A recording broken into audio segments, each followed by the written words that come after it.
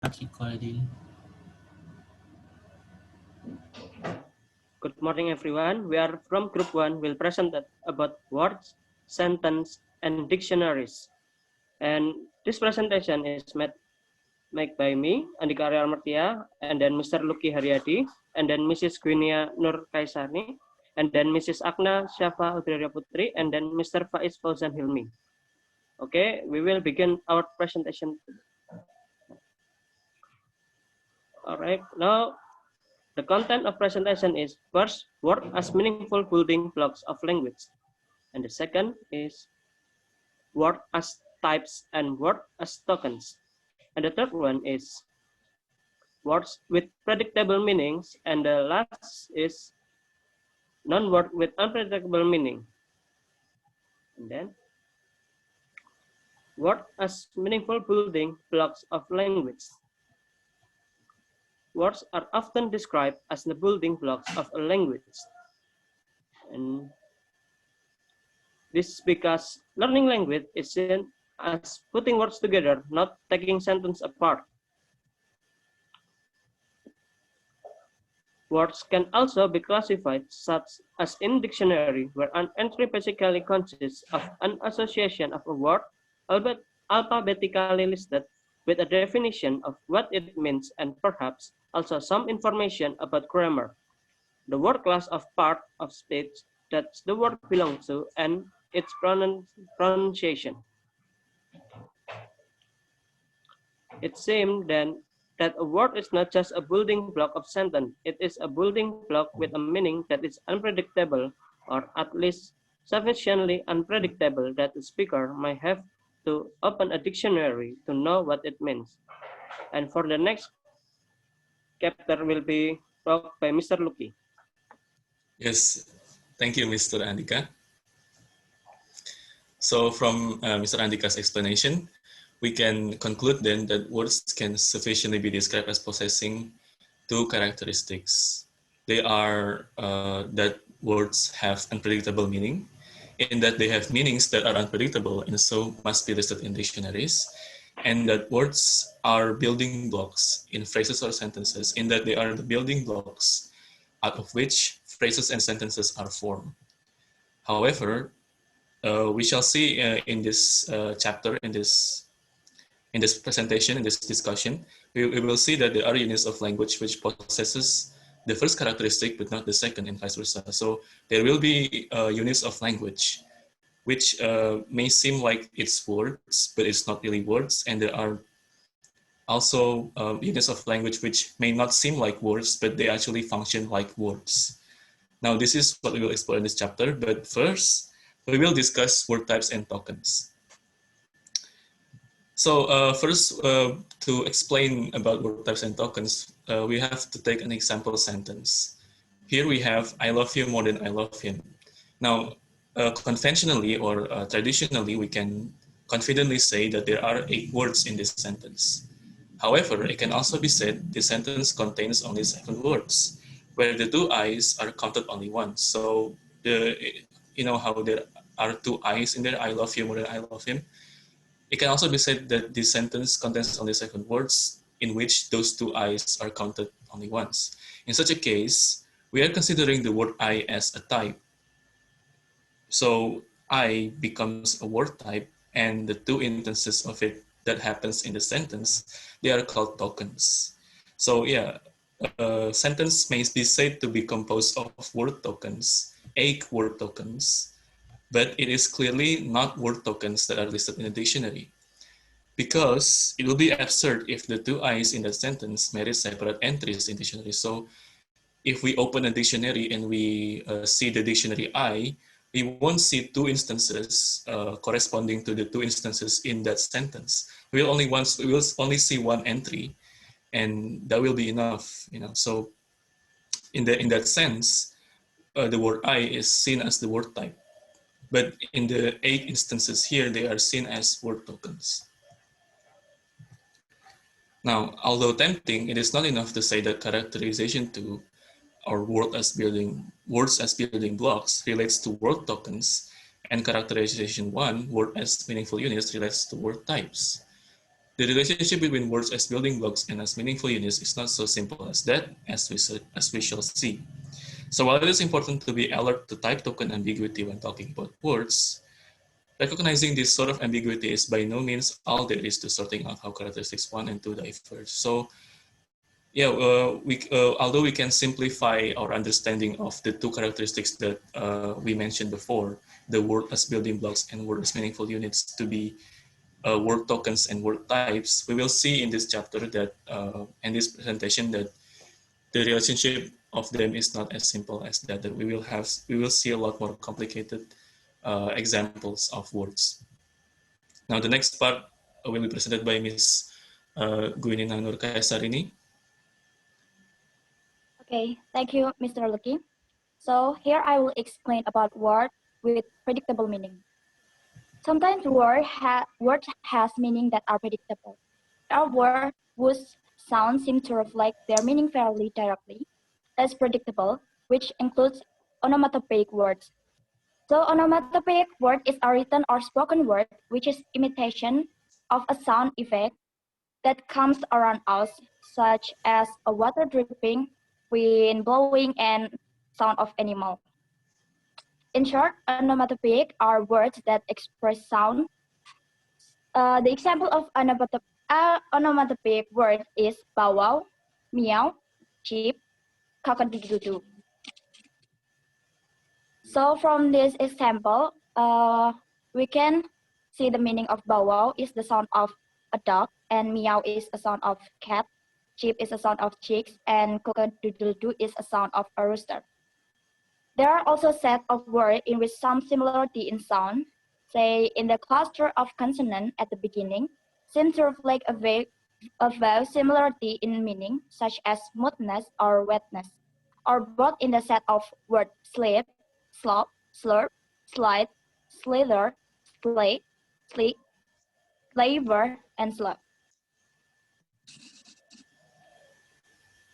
This technical term for this situation is sound symbolism.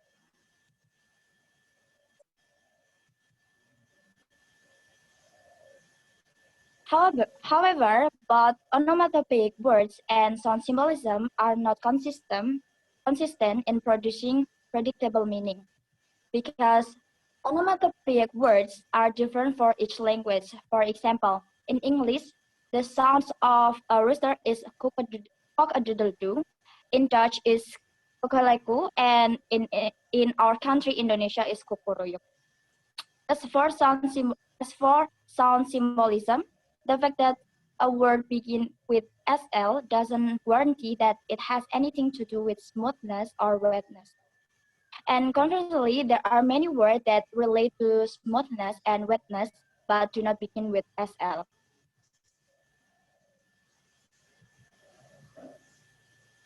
So words with predictable meanings are words that are composed of independently identifiable parts where the meaning of the part is sufficient to determine the meaning of the whole word. An example can be taken from the word dioecious, a botanical term meaning having male and female flower on separate plants. In sentence, ginkgo trees reproduce dioeciously.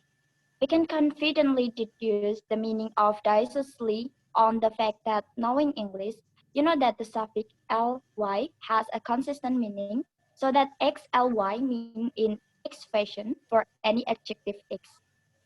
So next explanation, this can be done without prior knowledge of the word dioecious. Next explanation will explained by Mrs. Aghna. Okay, thank you, Cesar. Okay, let's continue with words with predictable meaning. What the example shows is that one of the characteristics suggested as applicable to all words that they have meanings that are unpredictable and so must be listed in dictionaries is not, after all, totally general.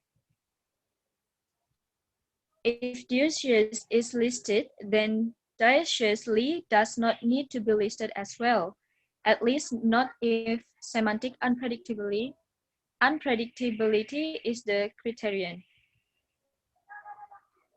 The link between wordhood, semantic unpredictability, and dictionary listing is thus less close than you may at first have thought.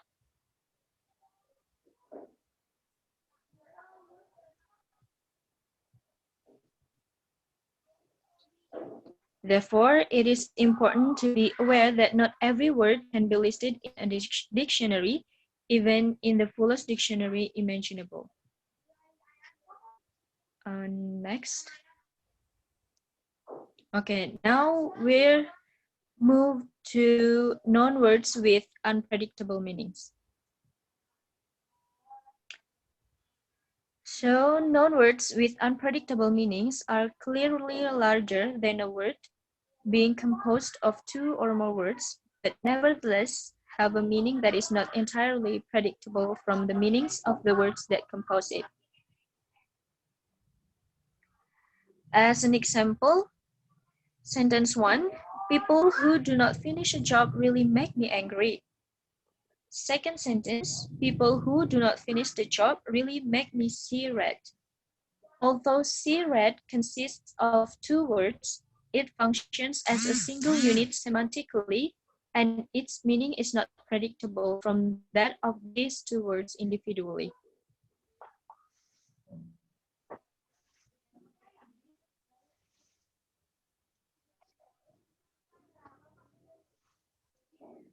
So, in technical terms, see red is an idiom.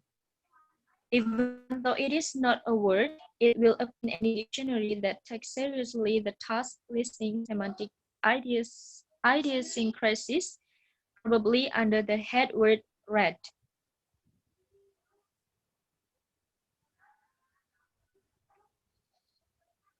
Next.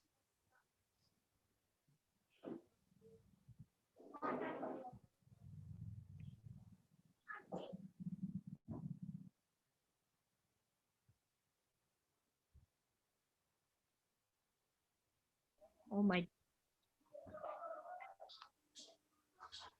Okay.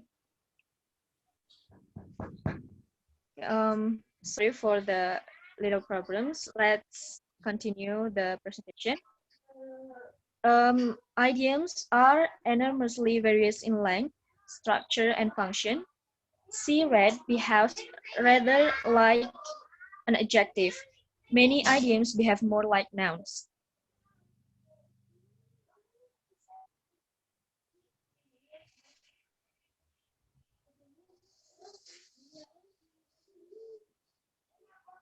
Okay, for the next, we're still non-words with unpredictable meanings. It will be continued by Faiz Fauzan.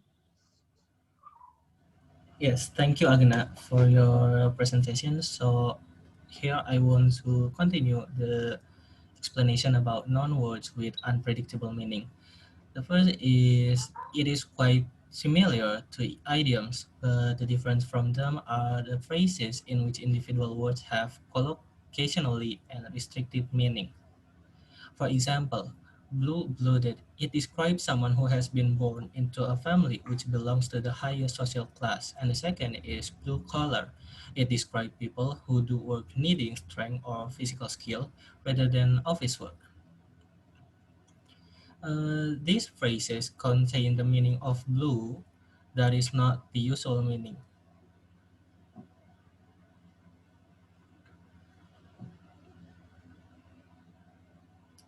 And now there are also linguistic items with unpredictable meanings that are larger than phrases.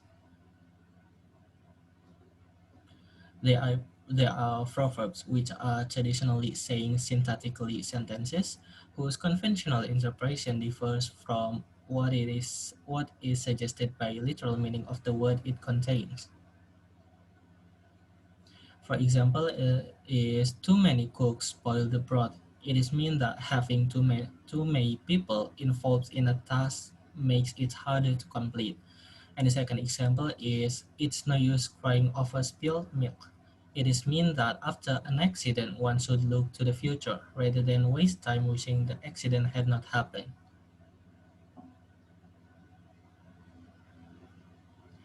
Okay, right now we have reached the conclusion of this presentation. So we begin with thinking of words as possessing two characteristics. The first is they have meaning that are unpredictable and so must be listed in dictionaries.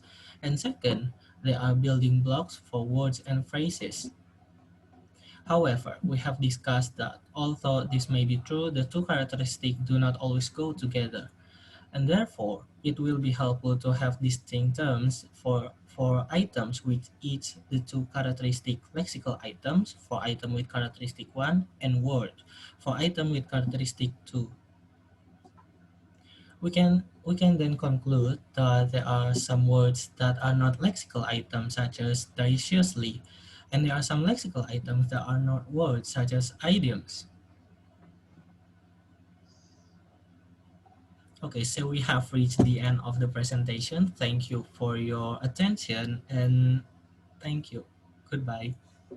Assalamualaikum warahmatullahi wabarakatuh.